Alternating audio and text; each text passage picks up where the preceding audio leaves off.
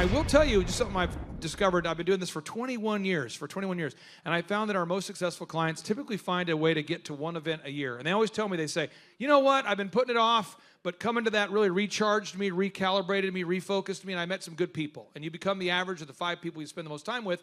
And if you're around successful people, that does impact the way you think. And so I'm bringing up people, and I'm going to pick on all of them to answer some of these questions, and we'll go one question at a time. So Josh, first question, what do you got there? How do I create a merit-based pay system? Well, I'm going to go to a 15-year-old by the name of Sophia.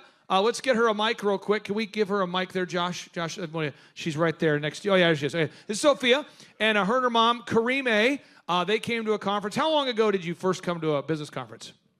I think the first time we came here was probably around a year ago before we started. And how old are you right now? I'm 15. When do you turn 16? When does that happen? June 1st. All right. And you and your mom started your company. What's the name of your company, or what's the website? Whistle While You Clean, and you can find us at whistlewhileyouclean.com. Whistlewhileyouclean.com. And is it a viable business? Because, you could go to business school for 4 consecutive years, maybe 7 years if you pay enough money, and not actually know how to start a company. Do you have a viable business? Are you making money? Yes, we are making profit. And that's your mom right there, Karime? And how many hours a week are you and your mom working? Right now, I'd say around 70 hours. Maybe sometimes it gets up to 90. It depends. Oh, I love it. Okay, so you're doing it. And so you're building this business, you're growing it. And merit-based pay, that's where you pay somebody per house they clean, not per hour. You're starting to hire people. Have you started putting in merit-based pay yet with your team, you and your mom? Yes, we have. So basically with the cleaners, you tend to, sometimes some of the cleaners miss some stuff, or, they just don't care sometimes. So what we do is we kind of just, how do you say it? This is good. You're doing good. Thank you. If they like get a complaint, for example, we have a talk down. We talk to them, and they get paid based on the results, right? Yeah. So if they are giving very bad results, they get sent back to training. It's kind of like a punishment, like, hey, you're not doing good, you can't lead. We have a lot of leading positions open. If you're not cleaning and you're not being a part of the team, that maybe you shouldn't be on the team. Now, where's Melissa Torkelson? Is she in the house? Melissa, I DJ'd her wedding many moons ago. I think she just turned 23, but I DJ'd her wedding years ago. I think she's here. Is she here? Melissa Torkelson, is she here? There she is. Hi. I DJ'd your wedding, and 23 years ago, I DJ'd her wedding. There she is. Happy anniversary. Woo! Okay. But with our company, when I built DJ Connection, I grew up into America's largest entertainment company. This is how we did it. I encourage everyone to take notes. Somewhere on the inside cover, it's called merit-based pay. If I was DJing for your wedding, so let's pick on you, Karime. If I'm DJing for your wedding or your anniversary, okay, I would say to you, Karime, DJ Carter is going to DJ your wedding, okay, or your anniversary. And he's going to get paid based on how you score his service. So you're going to rate him at the end of the event, at the end of the anniversary, on a scale of 1 to 10. And if you give him anything at 8 or above, he doubles his pay. 7 and below, he's making half pay. So if he wants to have a good income, he's going to wow you. If he's not going to have a good income, he does, because every event is a big event. So you know it, the DJ knows it. So Carter, if you were a DJ DJing for her event, knowing that your pay would be half, because again, my DJs, we did 4,000 events a year before I sold it. That's 80 weddings a weekend. 80. So if you're DJing 3 shows a week or 3 weddings, you can't mail it in because every event is opening night. Does that make sense? How does that impact your mindset if you know that's going to affect your pay? Well, 1, I'm watching some Ray Lewis hype videos before I go into DJ. And 2, I'm going to want to over-deliver each and every time. I have one guy, our best DJ, I won't mention his name because he's probably watching online right now. We had a good reunion a couple days ago. But he worked for me for about 10 years, and he left, and then he came back before I sold it, and he said, I want to come back. And I go, you do? He said, yeah, I just miss merit-based pay because I mail it in at my job every day now. And I hate sucking, and my company I work for sucks. We all suck. And the company sucks, I suck, our clients suck, I hate my life, and I like the adrenaline or the thrill of knowing that I get paid based on how well I do. and I want to come back. Will you take me back? And I go, oh, yeah. And we had a good final 6 months before I sold the business because he just liked that merit-based pay. Aaron, anything else on merit-based pay? Because you work with home builders, and what people want to do is they want to pay their employees hourly to do the framing. They want to pay them hourly to do the crown molding, hourly to do the tile work, and you'll go broke if you do it. Yeah, absolutely. They don't get the job 100% done. And if you have merit-based pay, then you have people who are the above-average performers get above-average pay, and they never leave you. You have people who are average performers, and they might be able to go up. They might also go down, but you keep them because they're getting average pay for their job. Yep. The below-average performer doesn't make very much money, and they want to leave as soon as possible, and that's what you want too, is for them to leave as soon as possible. Does that make sense? Are we on the same page? Are we communicating that idea? Did that answer your question for whoever answered that? Okay, next question. Let's do the next question there. Josh. Okay, yeah, here we go. How do I hire good employees? This guy here to my right, this is Bronson Schubert. He is objectively one of the top insurance agents in Oklahoma. I say top as in top sales, top revenue generating. He brought a few members of his team here. I've had the honor to work with him for a while, years. He's a great guy. I love him. But it's really just about the beard. I can't grow one, so I like the beard. It makes me feel more manly to have him around. But Bronson, I'm going to give you this mic right here. Let's talk about this for recruiting. Every single week, you do your group. I do my group interview Wednesday at 5:30. I think you do your group interview Wednesday at 5. Tell everybody, what is the group interview? Why do you do it every week? So most business owners say that they can't find good employees, right? And when I first met Clay in 2018 and he told me this trick of the group interview every week, I was like, yes, okay, that makes a lot of sense. So ever since then, we put it in place. Wednesdays at 5, we interview. And I used to, have people apply on Indeed or what have you. You'd look at their resumes, you'd call them, you'd try to do a phone interview, maybe an assessment. It is a long, drawn-out process for somebody that you may or may not like. And the group interview shortens that workload down to 30 minutes a week. Everybody comes in, you interview them all at once, you get to see who you like. We'll have 10, 15, sometimes 20 people in every week. And you're able to interview a whole lot more people that way and then find good people because you have to look at a lot to find the good ones. So just to make sure we're getting this idea, there's a document I have here for you. It is, let's see here. Okay, I think it's here. Yes, here we go. This is the document. Hold it up at me. It says Time Management 101. And on this side, it says the perfect hiring system. Do you see this? I'm kind of proud of this document because I made it myself. Yes, what had happened was I sat down and made this myself using some photos. Yes. You got this right here? You everybody see it? I will not stop talking like that if you don't wave it at me. What had happened was, by the way, if you ever interview someone and you say, so tell me what has you looking for a job, and they ever say, well, what had happened was, if they ever say what had happened, you don't hire them. If that's the lead in to how they get going in conversation, well, what had happened was, okay, anyway, so how many of you interview people? Okay, so this is how the system works. Step number 1, let's give the mic to Aaron real quick here. Step number 1, you post a job every week I post every week on Indeed, ZipRecruiter, every week. Aaron, why do you have to post every week? Because you don't know when the rock star you want is going to be looking. And it might not be this week. We, at Shaw Homes, we would interview every single week. And there would be several weeks in a row I would see nothing but losers, people who talked like you just impersonated. What had happened was... and even gay witches sometimes were... that's a whole other thing, but that's happened. Now step number 2, you got to send an email to this person saying, hey, I saw your resume.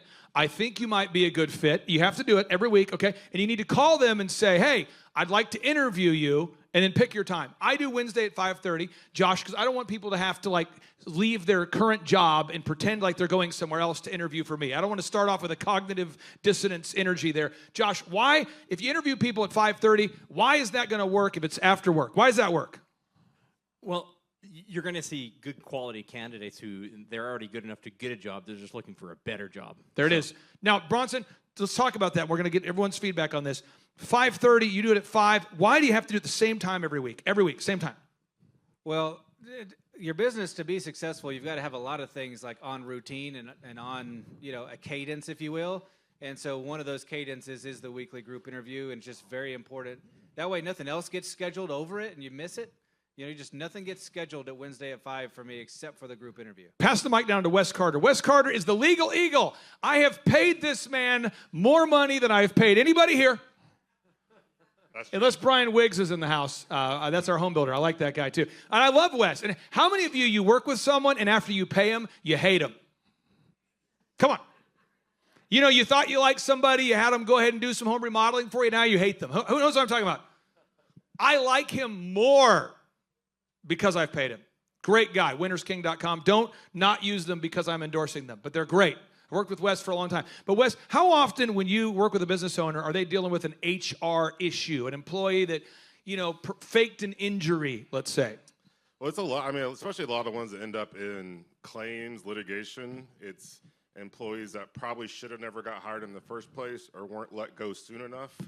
And so they make up claims about, oh, you're retaliating against me because I'm this religion or because I, you know, pulled my back out or whatever the case may be. I'm going to go to Carter, be very vague, Carter, don't give me details on this. Were you not in the staff meeting where we had an employee that claimed that a bat was in his house and that's why he missed the meeting? I was in this meeting, but I've heard a lot of other bizarre things too. So there's people, employees like, I'm sorry I couldn't make the meeting. There's a bat in my house. We had an employee who used to park her car over down here and then would fake jog the final distance from the mailbox in to say she ran to work. I'm being serious, and I know this story because Stacy goes, there's a young woman, I saw her run, and I pulled over, I said, are you okay? She said, I ran to work. I'm like, have you seen this person? She's never run anywhere. She couldn't run to work. She would be dead. There's no way. This person is 2 hours late to work. She parks her car in the neighborhood over here and then plays that game every week. Stop it. Employee jackassery. Is it common, Wes? Yeah, I mean, it's maybe not common, but it's the most common probably conflict that I see inside a business is employees that are disgruntled or should have never been there. I mean, I had a client that fired someone for sleeping on the job at a call center, and he filed a disability claim for undiagnosed narcolepsy. Oh, yeah. I mean, That's I had it awesome. last year. So Yeah, yeah. Now, let's pull this up, Sean. Let's pull some statistics on the screen real quick here. According to Inc. magazine, 85% of employees that were surveyed, look this up, write it down, 85% of employees that were surveyed said, I did lie on my resume. 85% of people are saying, I am submitting to you a work of fiction for my resume. Now, Eric Trump and I talked about this at our last conference. He said with AI, it's about 99% now. He goes, if you want to read fiction, read a resume. How many of you know what I'm talking about? Just completely bogus. I was a structural engineer for NASA on the moon, actually, in 1961. I was one of the first people there. Actually, I was the one who took the photo as the moon, the lunar, those fake-looking photos. I was the one who took those photos, actually. I am actually the one. Really? Yeah, I invented space ice cream, but there's no record of us pre-Google. But anyway, I'm here to apply to work in the call center. Have you seen this? Now, 75%, look it up, 75% of employees steal from the workplace. Tricia, I want to get your thoughts. You run a restaurant. How often are employees, not your employees, but other employees, eating the food? 75% of employees, according to the U.S. Chamber of Commerce, who were surveyed, said, I steal from the workplace every week. Let me try that again. 75% of employees surveyed are saying, I steal from the workplace every week. 70. What had happened was, I didn't know I couldn't eat all the food. How often do you catch jackassery? So often. This one just happened. New employee comes in. She brings in the microwave pizza, you know, whatever they are. I don't know what they're called. Hot Pockets? She walks over and gets ranch and comes back and stands there and eats it. And I was like, did I just watch that? I was like, you know you have to pay for that, right? Oh, I do? Yeah, you do. They want to eat. Who knows what I'm talking about? How many of you caught your employees stealing? How many of you seen it? We had one employee who used to wear, I have very nice headphones, okay, who literally wore the headphones out of my office. And I go, are you stealing my headphones right now? He goes, oh, I forgot I had them on. And these are like like aviator headphones. And I'm like, get out of here. You didn't forget you had them on. Bronson, how often do you catch people stealing time? Like just pretending like they're working, but they're not working. They're saying, I worked 8 hours, but then they weren't actually working. I mean, how often will you catch that kind of jackassery? Yeah, I'm in the insurance business, so I don't have product that they can steal. But Yeah. but I do have time that they can steal. No. You know, one of the moves is like if their lunch is at noon, they conveniently go to the bathroom about 11:30. And then they come back from the bathroom just before noon to clock out and then go for an hour lunch, you know? Or they do the opposite, right? They come back from lunch, they clock in, and then they go to the bathroom for another 30 minutes. Brett, Stuff you like getting that. this? You getting this, Brett? Okay, so, all right, so again, you post. Step number 1, you got to post a job every week, okay? Step number 2, you got to respond and say, hey, love your resume. I'd like to interview you at the same time every week. Yeah, every week. Did I say every week? Did I say every week? Every week? Every week. Every week. Just on the weeks you hate yourself, don't do it. I hate myself this week, so this is the week the week that you want to just screw up your marriage. There's some guys I know who want to get divorced, so they do crazy things. The week that you're going to screw up your marriage, also don't do the group interview. Do it at the same time, get it all wrapped up at one time. Just get into a car wreck, do all that at one time, okay? Start doing drugs. You can't just nibble work. If you're going to start drugs the same week you stop the group interview and you get divorced. Do it all at one time. That way you can go to therapy with Rock and Rhonda, wherever she is. You can see her. She'll get you all fixed. But do all your sins at one time. Then, okay. Step 3. So you want to hold the interview every week. You want to have that interview every week. And I'm going to go to the good doctor here, Dr. Steve. Dr. Steve, we interview people, hire for character, and train the skill. Come on. Hire for the character and train the skill. You know this is true because you are smart. But you have been told, how many of you have been to like some kind of other seminar where they're telling you about different strengths people have? Have you been to this conference? Come on, you've been to it. Everyone has different strengths and weaknesses, and so Carl's strength is not working hard. He's more of a visionary, and Karen is more of a connector. She does not make calls or show up on time. Barry has a problem with time. It's not a problem with you. It's just the way the earth rotates, and he thinks it's a flatter surface, and the sun, and it's a lot going on. And then Carl has anxiety about working and talking, and he has what we call a phobia of workaholicism, which is what you have, which is why you're the boss. Have you seen this? Screw that. Hire character, train skill. So let's talk about Dr. Steve. You gotta have people that are quality people greeting your wonderful patients. Let's talk about what kind of people are you trying to hire there as you're growing your wonderful practice? Right, that's a great question. And just to back up, as far as like the first time that we brought in a group interview, my staff, the ones that were knuckleheads that weren't doing a good job, they were like, oh my goodness, who are all these people coming in? And they started sweating and they started becoming better employees, actually, just from the group interview. There it is. But yeah, we look for people that are, energetic. They're going to make good eye contact. They're going to be communicative and just teachable kind of people. By the way, who's ever gone to an HR seminar and you've been given a big book? Set the book on fire, look at this 8.5 by 11 sheet of paper, and you're done. I freed you. I'm going to give you some quotes. The founder of Apple, you heard of Apple? Steve Jobs, okay? He says, simplicity is the ultimate sophistication. Someone says, wow, that's awesome. Steve Jobs said that. I don't like you, but I like Steve Jobs. He said that. He's also said, complexity fails, simplicity scales. Well, I like Steve more than you. That's good. William Shakespeare said, brevity is the soul of wit.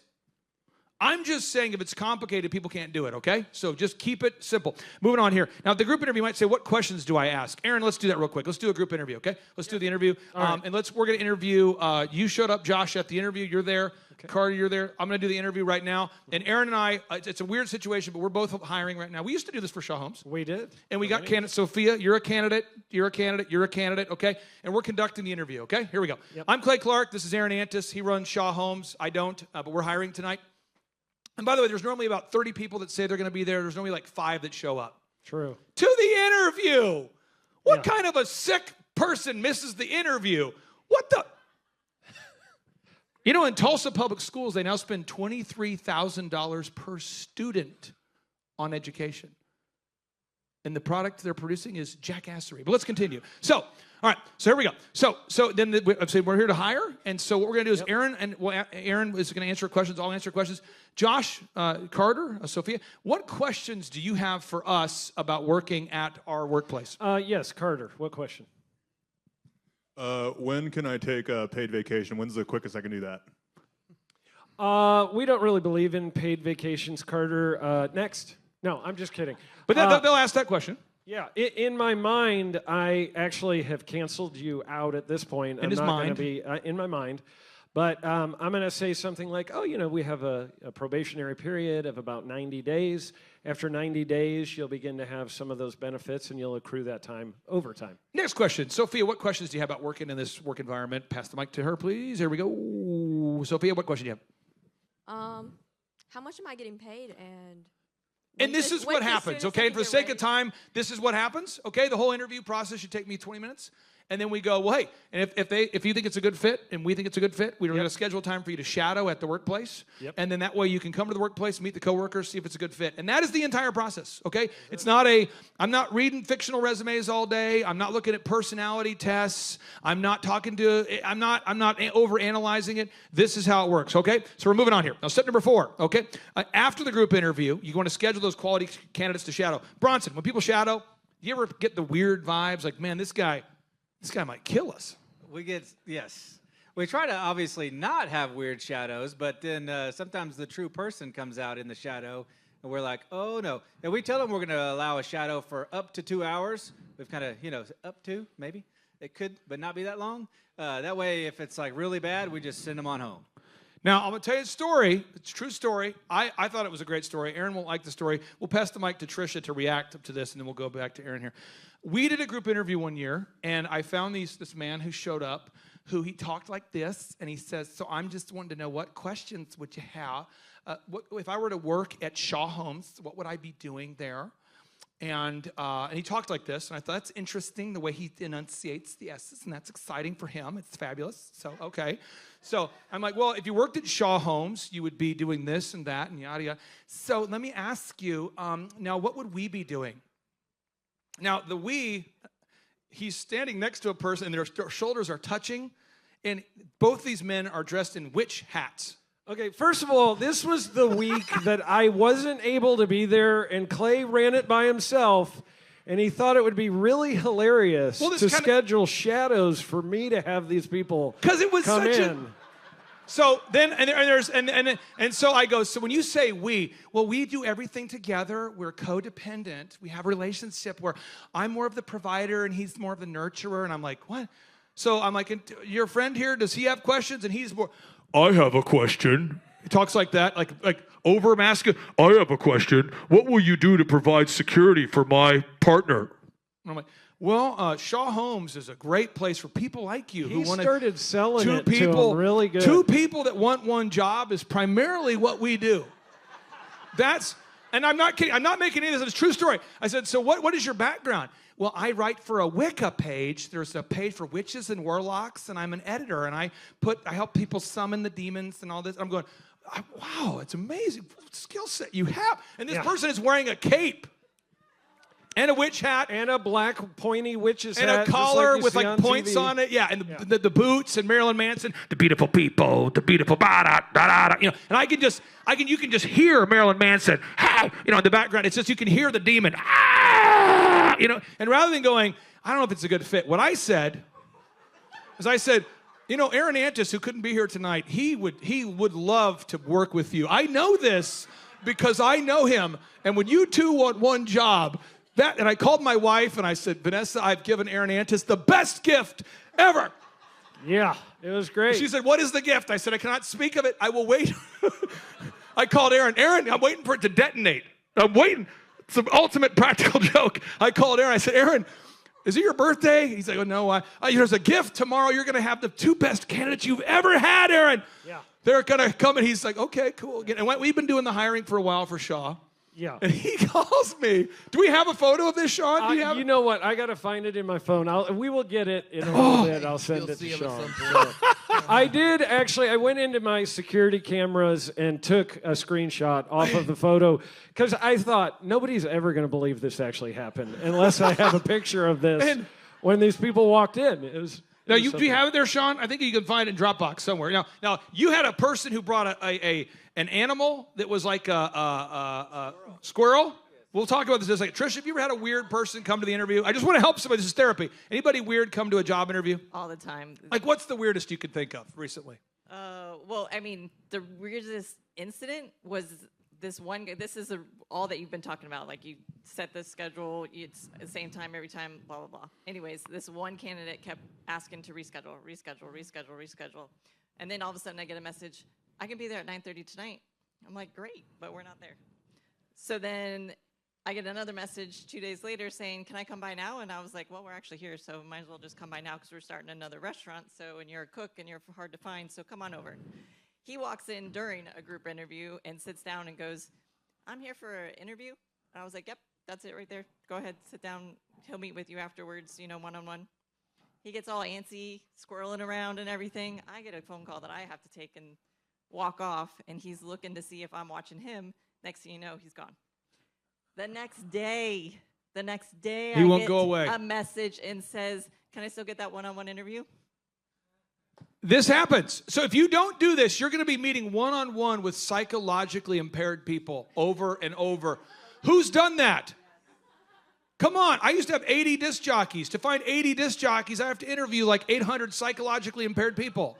So just do it at the same time. Talk about the squirrel. Tell us about the squirrel. Yeah, this was actually one of my friends that had this lady come in. I had him start doing the group interview, and this lady comes in with a squirrel. And she's wearing it. It's crawling in her shirt. And crawling back out of her shirt. And he's an outdoors kind of guy. So he's got a deer mounted in his conference room on a pedestal, and it's like a trophy deer, okay? Like one of the best ever killed and rarest and everything. And it starts going over there and trying to climb on the deer mount, and he had to like end the interview and just ask the lady to leave, but it was her support animal squirrel. Now, on the support animals, I've had people who've brought ferocious, wild animals to the interviews, and this is my support animal. Rawr, rawr, it's like White Fang, it's Cujo. Rawr, rawr. Who's had this happen? I don't make these stories up. So you got to have the interview at the same time every week. And then step number 5 is you want to hire somebody quickly. Okay? So once you find the good one, hire fast, fire fast. You feel me? Hire fast, fire fast, rebuke every other HR seminar you've ever been to. Hire fast, fire fast. If somebody's weird, you got to fire them. I'm serious. Who knows what I'm talking about? Okay, now Wes, Legal Eagle, here he is. The Legal Eagle. Wes, there's language you can say, such as like, hey, it's not work. There are the witches. Yes. There we go. Oh, yes. Yeah. That was the witch. Yes, that's the people. Yes. I don't know why you didn't hire him. Okay. So, yeah. Wow, that's the better half right there. Okay, so Wes, back to you. Wes, when you let somebody go, tell us the legal jargon, the disclaimer. Tell us all the stuff you have to say. Well, I mean, it's a variety of things. So assuming we're not dealing with health issues, okay, because that's a whole different ballpark. But if it's just a personality thing, most states are employee at will, right? So my advice is always keep it short and sweet. It's not working out. It's not a good fit. I'm tired of looking at your face, whatever it is. They naturally are going to want a reason. And what happens is once you give them a reason, they defend themselves, and it just spirals down. That's not the purpose of this meeting. We've already made the decision. It's not a good fit. So write down what he said to you. I'm saving you a lot of money here, okay? Just say it's not working out. And any other thing you give them is a trap door leading to bad things for you. Just, it's not working out. Next question on the board. Coming in hot. Here we go. Josh. Again, that's alwaysbookkeeping.com. That's Josh. How to retain employees long term. Well, we've got some really great people that work here, so I'm going to bring up Rihanna. Rihanna, can you come up here? And Sophia, I'm going to let you go back to your destination. Let's hear it for Sophia, 15-year-old entrepreneur. Whistle while you clean up. Thank you. I'm going to bring up Rihanna. And by the way, I never ask people in advance if they want to come up here. So it's kind of like, oh, no, the wheel of terror. Why did it stop with me? Okay. So, Rihanna, how long have you been here? A little over 2 years. How long have you been married? Like 7 months, October. Okay. And Rihanna is an example of exactly what I want out of a teammate. She's kind, dependable, hardworking. If you say, what are those variables? It's called 4 E's and a P. I didn't invent that. That's Jack Welch. Jack Welch, the #1 CEO of all time. He says he looks for 4 E's and a P. You might write it down on page 0. 4 E's and a P. Good energy. E number 2, they energize others. Like people like working with them. Energy, energize, okay. 3rd is execute. They get stuff done. 4th, okay, is they have an edge. Like they open the door for somebody they don't know. They say hi to someone they just met. They say we're out of toilet paper. You know what I mean? They're just nice people. P, they have a passion for life, okay? So how would you describe working here? And you could just tell us good things, bad things. Just whatever. Just let it go. Let it rip. Yeah, I would say it's a pretty fun work environment. So all the coworkers we're able to get along. We're able to have good conversations, have a good laugh, but at the same time, we're still getting our work done. So it's not like an intense, we all hate each other kind of environment. We all get along, and we're all still productive. Levi, I'm going to have you get off of camera for a second and come join us real quick. This is Levi. He was born yesterday. Let's hear it for Rihanna, by the way. Let's hear it for Rihanna. Now, Levi was born yesterday. We found him. He was dumpster diving. He'd been sober for 2 or 3 days, and we thought, this is the kind of guy we need. No, Levi's a great guy, hardworking, great family. Levi, how would you describe working here? What's it like? It's honestly, it's been life-changing. I was a crazy kid, and this job has completely changed my life. You know, the to-do list, the calendars, the stuff that he preaches. I mean, once you implement that stuff, it's truly life-changing for sure. And then as far as the work environment, everybody gets along. High energy all the time, and like Rihanna said, we get our work done, and we're all high producers. It's just a great place to be. Now, where's James at? Let's hear it for Levi, by the way. Great job, Levi. Let's hear for James. Now, James has had a lot of plastic surgery. He's in his late 60s, and I told him, you got to get that fixed, bro. And so that's, but no, James, how old are you? I'm 32, be 33 in about 2 weeks. That's the Freemason number. You got to skip ahead to 34. All right. Anyway, so we're moving on. But anyway, so you're 33, and how did you find us? How did you? I met you through the Reawaken America tour, actually. How'd that conversation go, the hiring process? You were like, hey, what are you doing now? Do you want a job here? And I was like, all right, I'll have a job. And you moved here from? New Jersey. And where'd you get married? I got married in this building where you're standing in December. In December, and you have how many kids do you have? We have 1 on the way, due in October. What are you waiting for? Okay, but anyway, so how would you describe the atmosphere here? It's a great atmosphere, like Levi and Rihanna said. Everyone's getting the job done. It's a fun atmosphere, but you know we're working hard to get everything done that we can. So how do you keep employees? Does anyone have any questions for James or Bronson? Bronson, how many people are on your team now? Do you have we're one of the top producing insurance agents now in Oklahoma. We got about 17 on our team now. Yeah. And then Kevin, where's Kevin Thomas? I'm going to bring Kevin Thomas up here. Kevin, you have about 350 employees, so I want to make sure you guys can ask questions for people that have a big team. Does anyone have any questions about how to retain people? I'll walk you through it. I'm going to walk you through it, but I'll make sure you can ask any questions you have. So this is how you do it, okay? So step 1, you have to have a weekly meeting. Now, see, no one got excited about that. Now people are like, frick, come on. Weekly meeting? You have to have a weekly meeting. You have to have a weekly meeting, okay? You have to have a time to come together, a common union, a time to bring those bonds together, a time to marinate, a time to conversate, a time for people to talk about their weekend. There's got to be a fellowship. There has to be a week. Who knows what I'm talking about? Weekly meeting? Okay, got to have it, okay? Second thing, you have to be inspired. No one wants to work for a low-energy, blunt object who just, your work wasn't done on time. That's the problem with you. No one wants to work for someone who's sarcastic. Well, I'll tell you what, the good thing about my week is that I ain't dead yet. I mean, who's ever worked for people like that? I worked at a restaurant. Who's ever worked for someone like that? I worked at a restaurant when I was 18 and my boss was always drunk. But he didn't hide it. He was like, guys, I'm inspired by vodka today. You know, just looking, wow, you know. But we didn't have a lot of options in our small town, so we worked there. But who's ever worked for Darth Vader? Right. So you want to have. So Josh, you've got a decent sized team now. How do you keep your people inspired weekly? What is? How do you keep yourself inspired? I guess. I mean, outside of the weekly meetings, you do have to be inspired to want to be good at what you do. Like it's not, people get satisfaction by doing things well, right?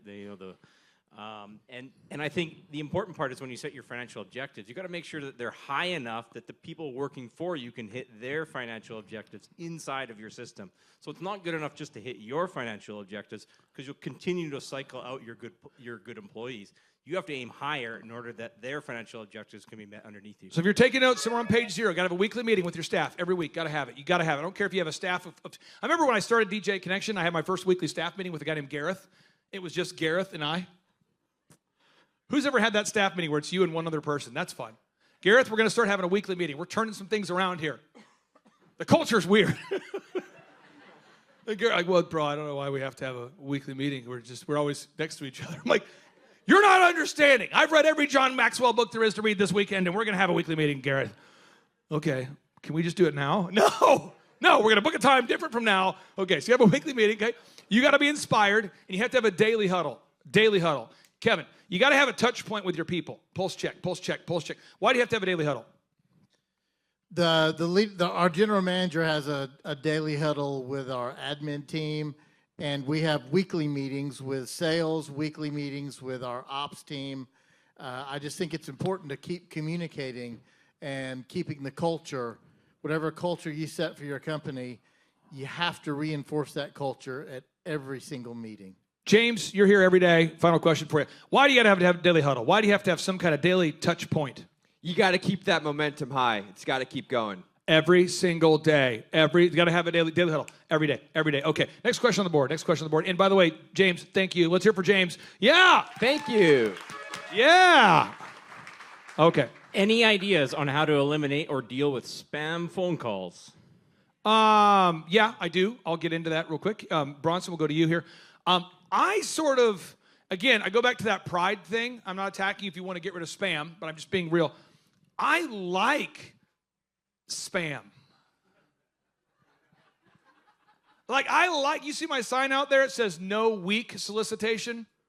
I like a good sales pitch. So I don't have a problem with spam, or I don't get upset by it. It doesn't bother me. It doesn't set me off. I don't care. I like good panhandlers. I like anybody who's in New York City putting on a laser show for money. I like that. So it doesn't bother me. But I do know business owners, and Aaron, you can talk about this, to home builders that will say often, I just don't like when I get fake calls. So I understand that is a question. I don't have a problem with it. I just hang up on them. So I go, thank you for calling, yada, yada. And they're like, I want to let you know you've been pre-selected by American Express to be their next up. Awesome. Think you're a great guy. I'm not rejecting you as a person, but I'm definitely not going to sign up for another credit card right now. But go ahead and give me the pitch. And if it's good enough, I might. I'm feeling a little froggy. Let it rip, But I'm not. It doesn't bother me. It doesn't violate me. I'm also a guy who gives out my cell phone number on every website that I'm involved with. So I get calls from the left, from the right, the president's son. Anybody can call me. I have no boundaries. I don't care. But some people, they get a call from one person that's not positive. It freaks them out.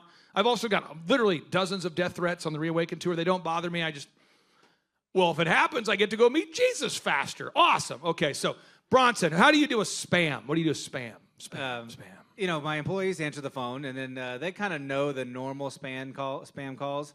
But if it's something that they're not familiar with, they come ask me, and they're like, hey, are you waiting on a call from so-and-so? And I'm like, never heard of them. So they just go hang up. And then on the website, you can put spam filters, but I want you to know, every hurdle you make a person go through to prove they're not spam decreases your leads by 50%. Who's ever gone to a website and it's like, just identify everything in this picture that's part of the sign or part of the van. Identify everything in this picture that's a mammal. Who's done that? And you click it, and you're like, I'm a 45-year-old adult. How did I get that wrong?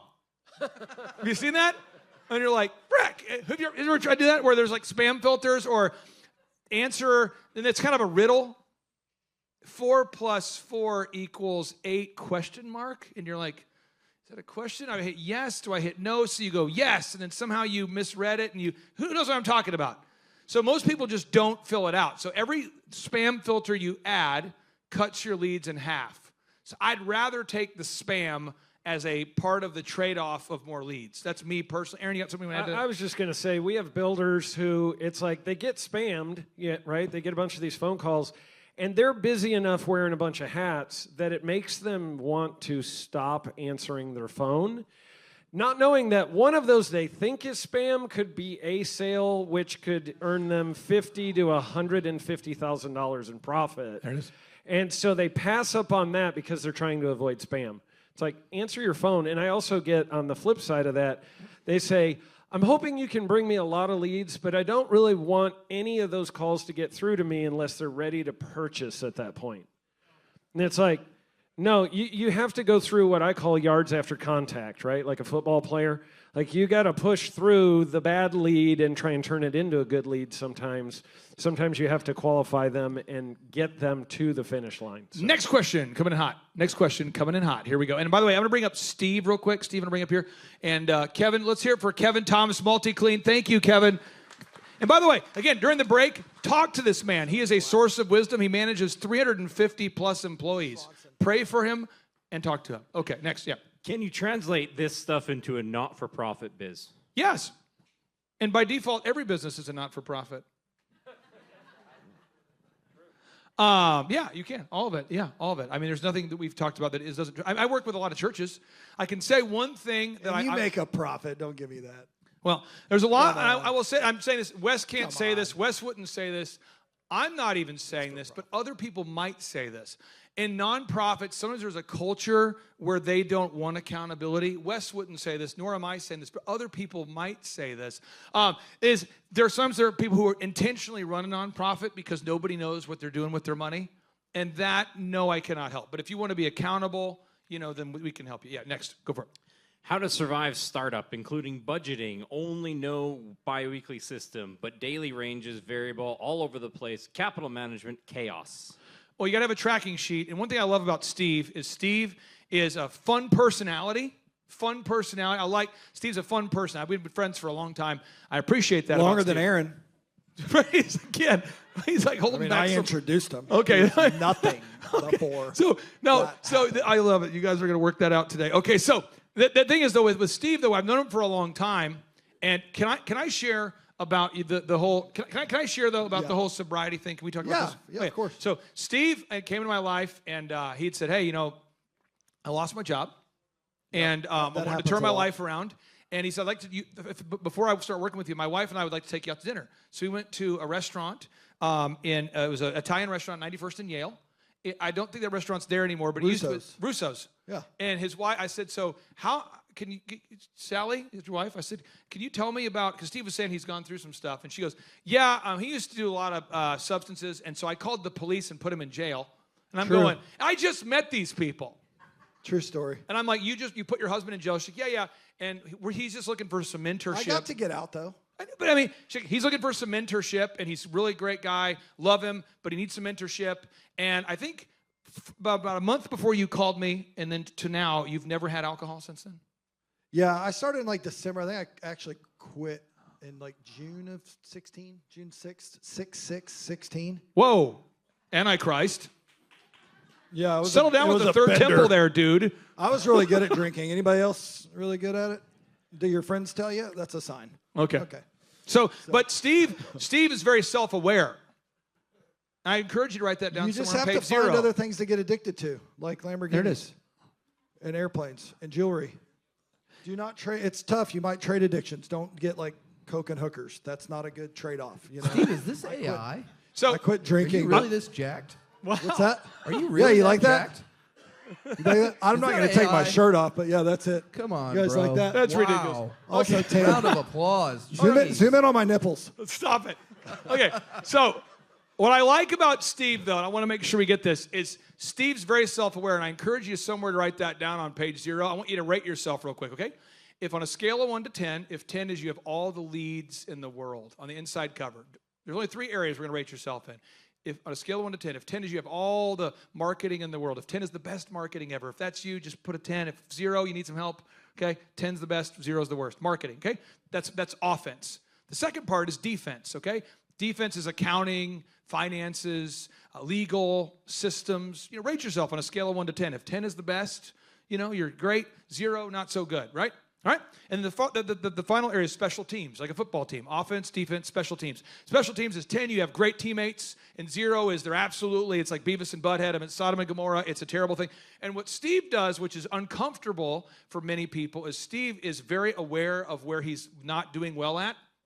And we first started, he's like, listen, I will outwork anybody. I just need to kind of know where to put my efforts. I got an addictive personality. I just want to know what to do. And you've just done it. And so when somebody wants to start a business, if you're not careful, you kind of, you tell people I'm an entrepreneur, therefore I'm disorganized. Or I'm a visionary, therefore I'm disorganized. I'm a big vision guy.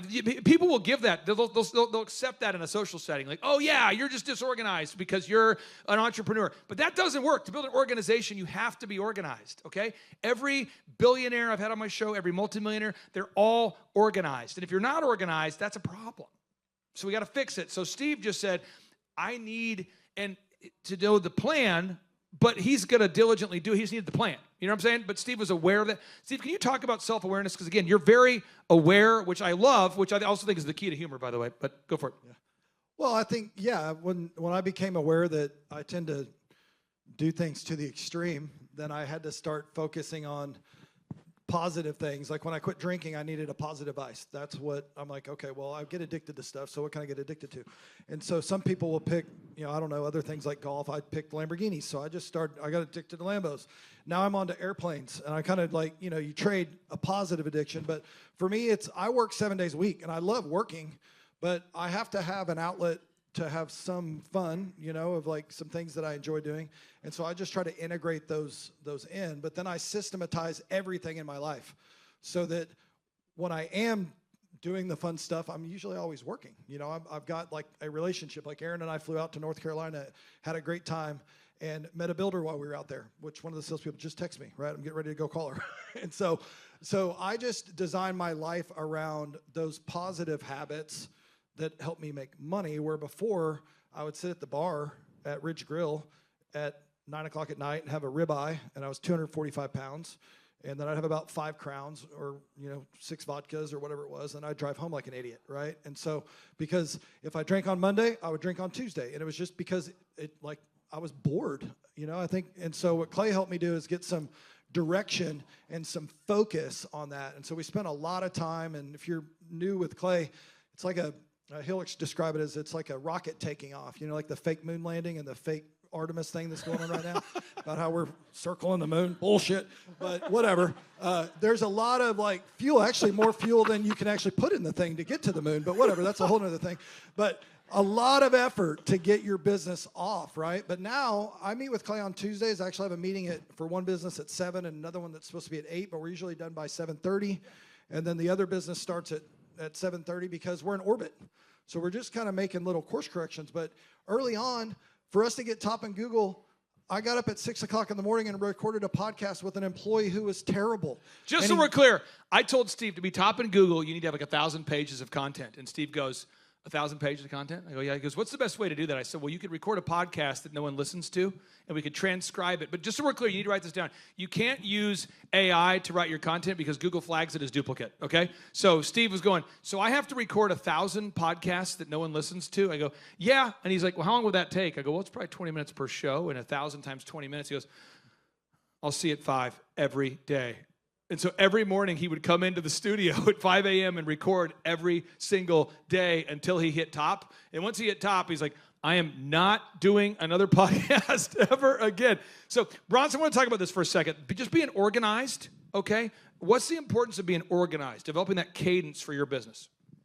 You have to be organized or else your life is a chaos. That kind of seems, common sense. But as your business starts to grow, I remember starting the business off, we didn't have a lot of things in place of where do you save certain files? How do you name certain files?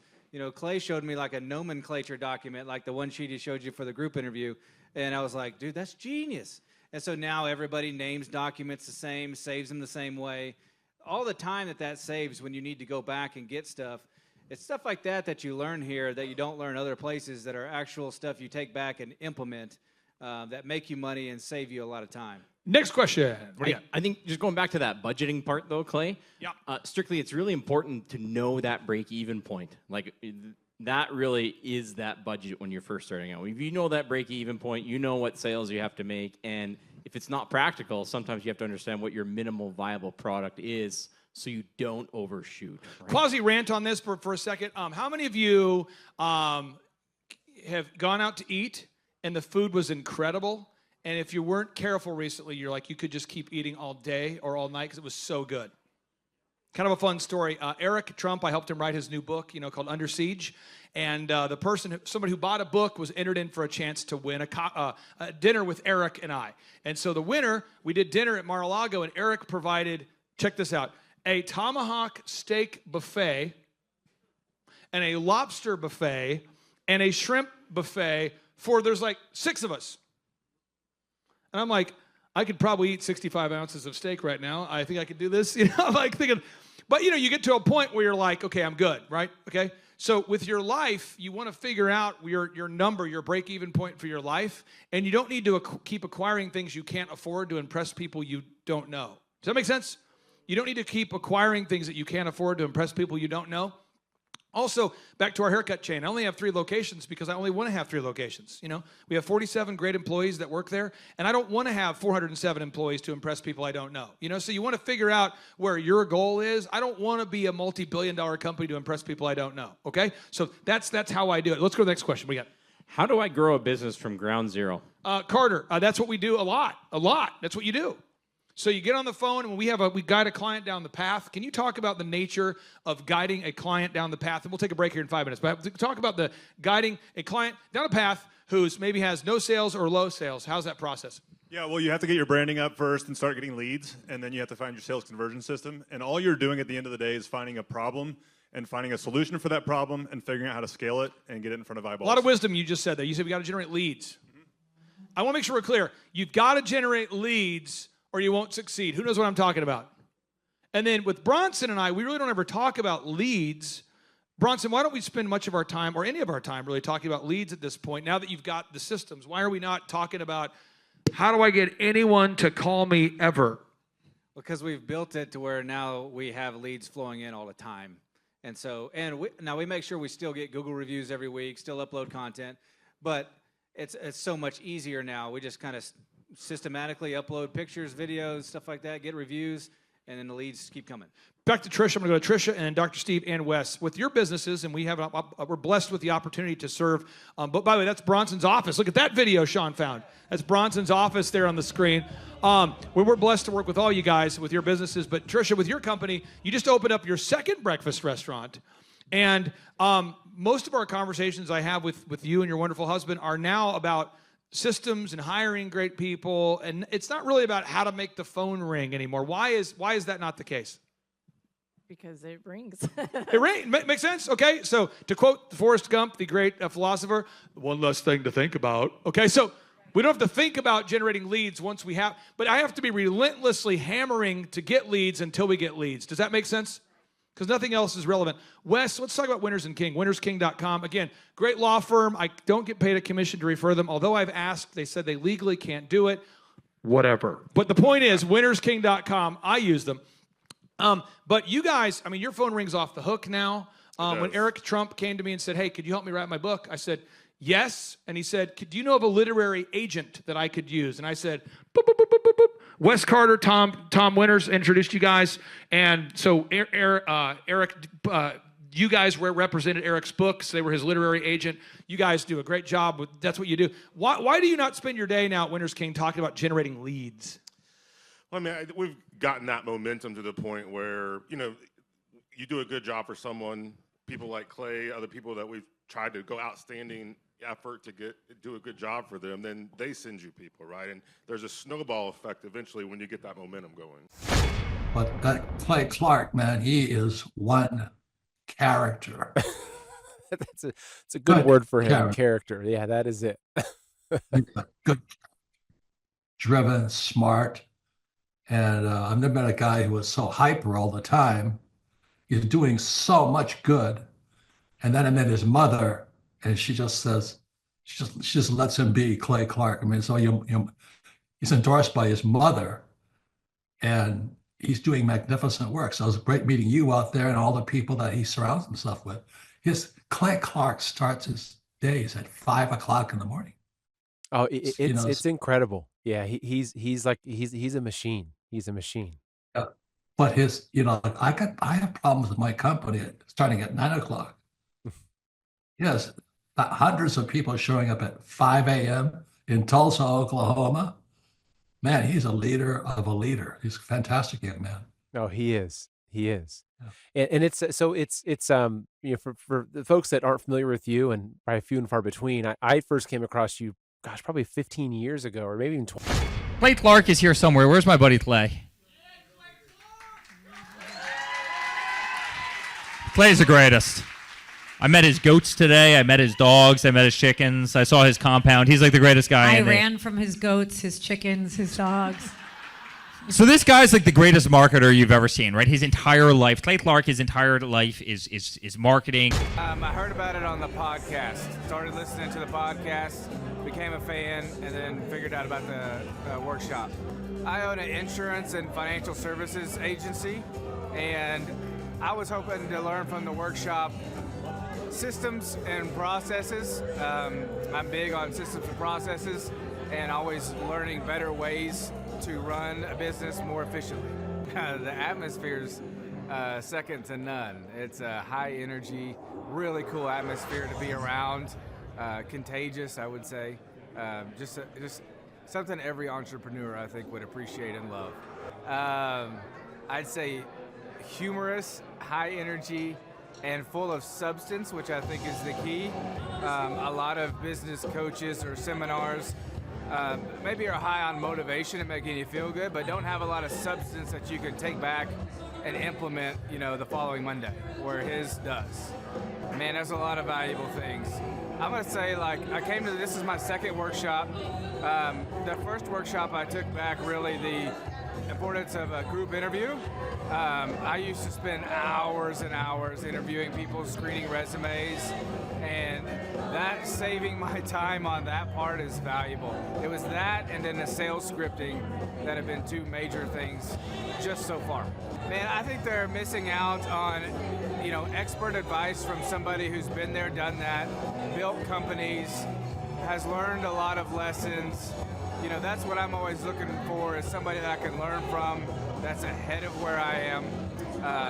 And I think if you choose not to come, you're missing out on a lot of good advice that could help your business. Hi, I'm Aaron Antis with Shaw Homes. I first heard about Clay through a mortgage lender here in town who had told me what a great job he had been doing for them, and I actually noticed he was driving a Lamborghini all of a sudden, so I was willing to listen.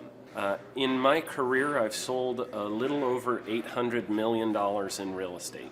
So honestly, I thought I kind of knew everything about marketing and homes.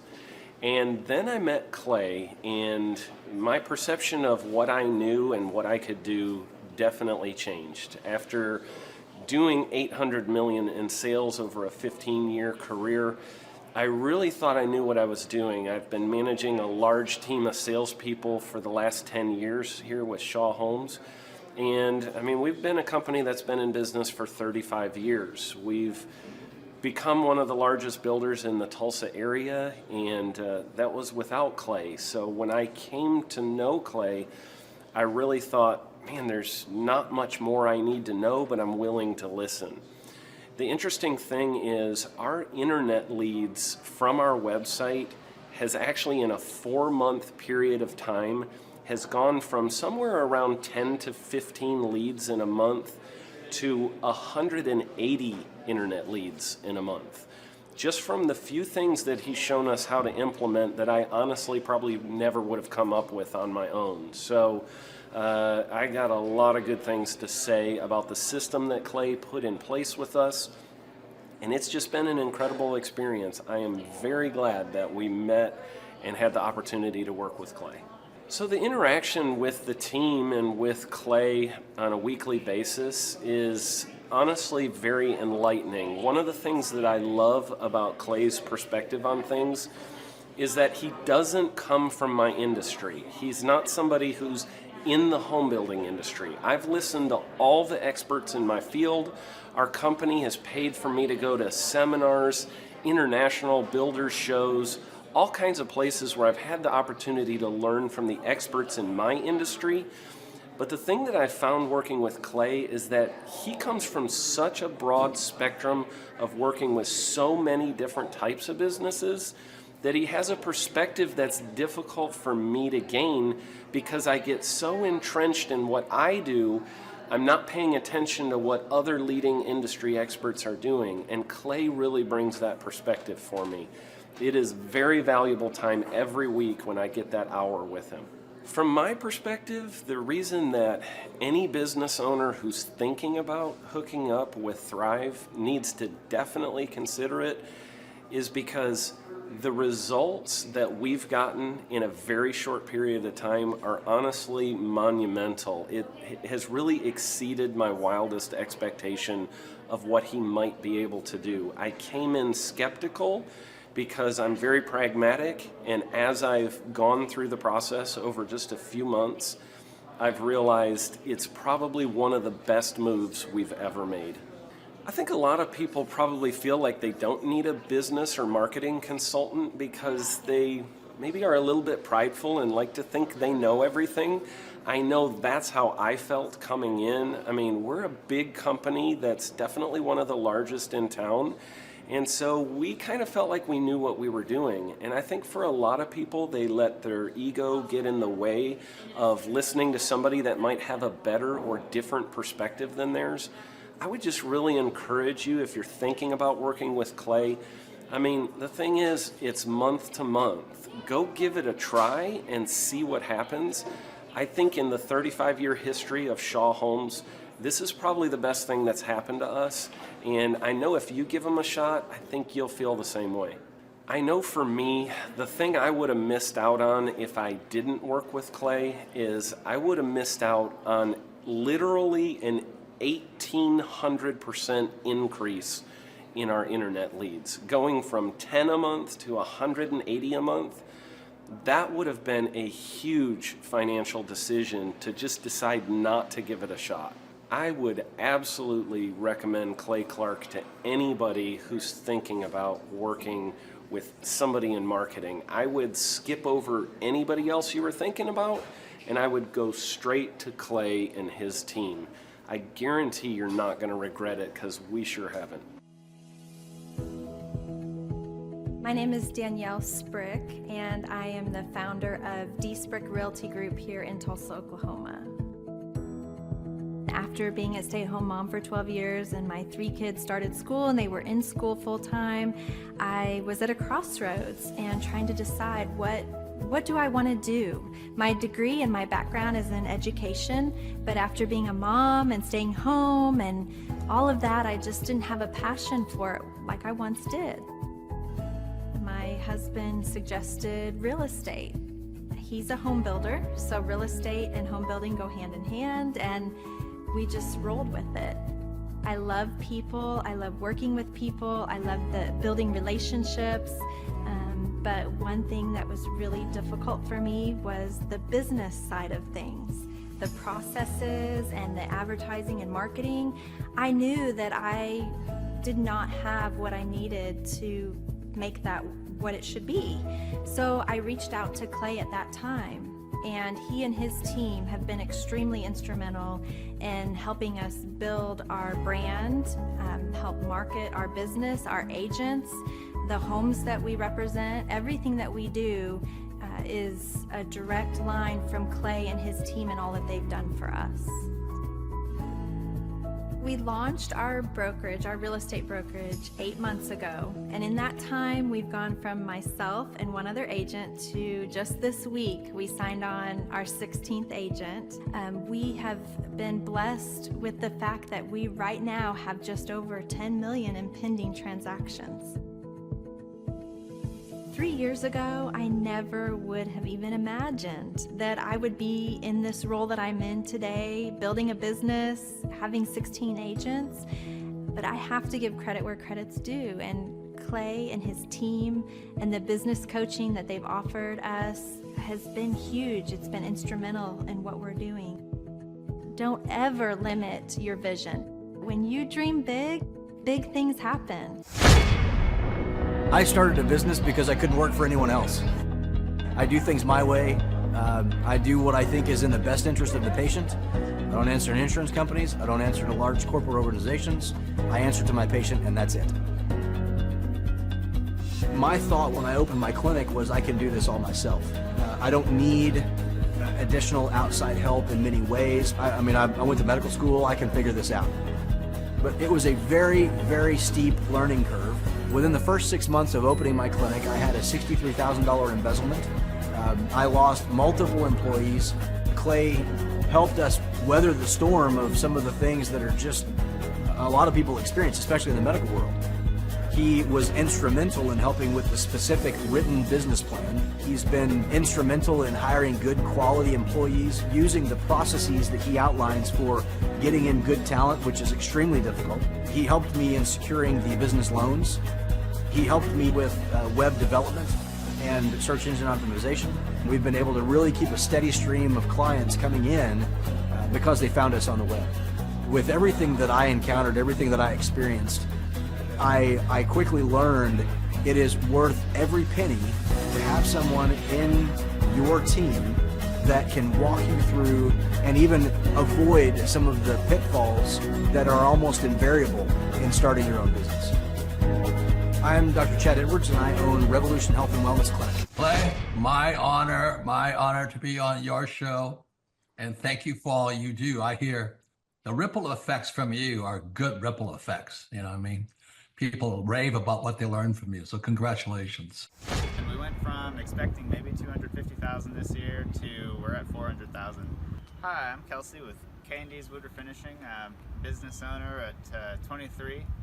So I've been working this K&D's company for about 5 years now, and we started working with Thrive not too long ago. And we went from expecting maybe 250,000 this year to we're at 400,000. That's what we're going to hit or exceed. So we're pretty excited about that. It's been pretty much just listening to what they have to say. Their hiring process has just really been incredible as far as finding good quality help, and the just the accountability of meeting up with them weekly, and like such good insight, the resources that they have for specific business questions. It's all been really incredible. It's been a great experience, so I would recommend it to anybody. What I've seen from Clay and his group at Thrive is they'll give you a simple system, and it's the simple systems are the ones that people can wrap their brain around. They're the ones that people can work with on a day-to-day basis.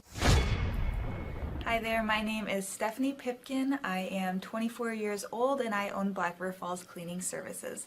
We opened in April of 2019 and it is now mid-June of 2020. So I wanted to talk today about the success and growth I have achieved by implementing the Proven Path with Clay Clark's team and my business coach Luke from Thrivetime. It has been insane to say the least. I started working with them in mid-February of this year, so we're about 4 months in of working together, and it has completely transformed my business in pretty much every facet. So I'm gonna check my notes here.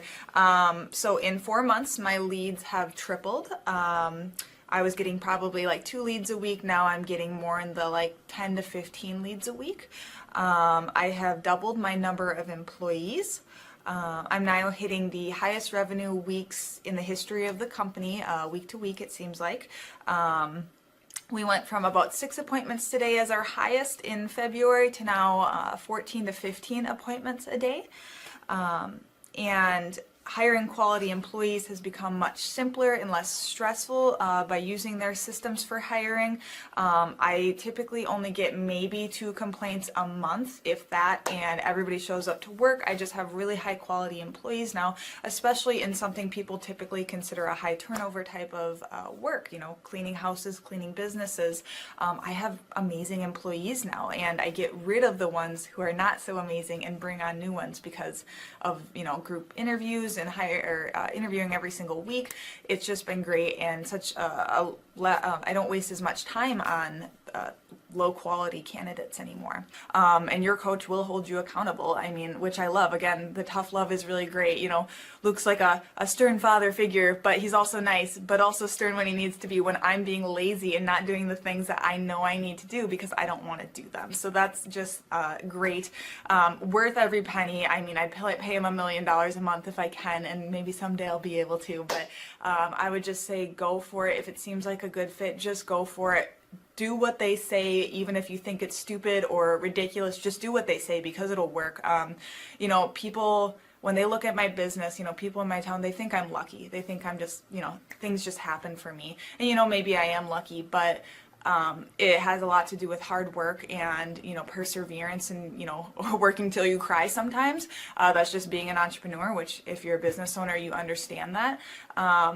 But it's having these systems in place of, you know, of course I'm going to be successful. It's an absolute because I have all this stuff in the background happening, and I have Luke and Clay and everybody on their team working really hard to make sure that I'm a success. And I can tell that they are just so excited every single week when I'm having all these wins and things like that. They're so excited for me. So it's the best thing ever, and I would suggest to anybody to work with them. So sorry for the long-winded reply, but I just had so much to say, and I could go on for hours probably about how amazing they are. But thank you to Clay and Luke and the entire team there, everything you guys have done for me, and I am so excited to continue to work with you for years to come. Thanks so much for watching. My saying is, if it's important to you, hire a coach. And I think that's one of the reasons people are not successful is they eat a cheeseburger instead of hiring a coach, you know what I mean? And so my coach pushes me. They're younger than me. They push harder. They're trained. And as my rich dad always said, you know, amateurs don't have a coach, but professionals always have coaches. So I've always had coaches for whatever is important. And, you know, my rich dad was one of those persons. Most of the best in the world in business or in sports, they have also coaches on the side and mentors on the side. Why? Because they want that 1% of 1% of 1% to get better. You're on it, man. You're on it. You're on it. Everybody listen to this guy. He knows what he's talking about. Mm-hmm. You have the macro picture. Very few people have that point of view. Clay, you're an entrepreneur. I'm an entrepreneur. And as they say in Stoic, the obstacle is the way.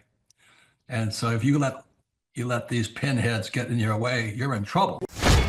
The Thrivetime Show, 2-day interactive business workshops, are the highest and most reviewed business workshops on the planet. You can learn the proven 13-point business systems that Dr. Zellner and I have used over and over to start and grow successful companies. I mean, we get into the specific steps on what you need to do to optimize your website. We're going to teach you how to fix your conversion rate. We're going to teach you how to do a social media marketing campaign that works. How do you raise capital? How do you get a small business loan? We teach you everything you need to know here during a 2-day, 15-hour workshop. It's all here for you. You work every day in your business, but for 2 days you can escape and work on your business and build these proven systems so now you can have a successful company that will produce both the time freedom and the financial freedom that you deserve. You're going to leave energized, motivated, but you're also going to leave empowered. The reason why I built the Thrive15.com workshops is because as an entrepreneur, I always wish that I had this. And because there wasn't anything like this, I would go to these motivational seminars, no money down, real estate, Ponzi scheme, get motivated seminars, and they would never teach me anything. It was like you went there and you paid for the big chocolate Easter bunny, but inside of it, it was a hollow nothingness. And I wanted the knowledge, and they're like, oh, but we'll teach you the knowledge after our next workshop. And the great thing is we have nothing to upsell. At every Thrive15.com workshop, we teach you what you need to know. There's no one in the back of the room trying to sell you some next big get-rich-quick, walk-on-hot-coals product. It's literally, we teach you the brass tacks, the specific stuff that you need to know to learn how to start and grow a business. And I encourage you to not believe what I'm saying, and I want you to Google the Z66 auto auction. I want you to Google elephant in the room. Look at Robert Zellner and Associates. Look them up and say, Are they successful because they're geniuses, or are they successful because they have a proven system? When you do that research, you will discover that the same systems that we use in our own business can be used in your business. Come to Tulsa, book a ticket, and I guarantee you it's going to be the best business workshop ever, and we'll even give you your money back if you don't love it. We've built this facility for you, and we're excited to see you.